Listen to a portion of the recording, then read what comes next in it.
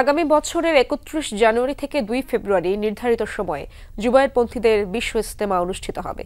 একই সাথে সাদপন্থীদের কঠোরভাবে প্রতিহতের ঘোষণা দিয়েছে তারা। দুপুরে গুলশানের এক রেস্টুরেন্টে আয়োজিত এক সংবাদ সম্মেলনে মিডিয়া সমন্বয়ক হাবিবুল্লাহ রায়হান জানান, বুধবার সাদপন্থীদের হামলায় তাদের ৩ জন সাথী নিহত হয়েছেন। এ ঘটনায় হত্যা মামলা করা হবে। বলেন, মাওলানা সাদের অনুসারীরা প্রশাসনের আদেশ অমান্য করেছেন।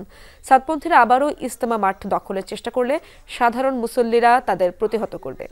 তাবলিগ জামায়াতের এই বিভক্তি ইজতেমার সাধারণ মুসল্লিদের মধ্যে কোনো প্রভাব ফেলবে না বলেও দাবি করা হয় সংবাদ সম্মেলনে। তবে মাওলানা সাদ তার মতবাদ থেকে ফিরে এসে ক্ষমা চাইলে এই সমস্যার সমাধান সম্ভব বলেও মনে করেন জুবায়েরপন্থীরা।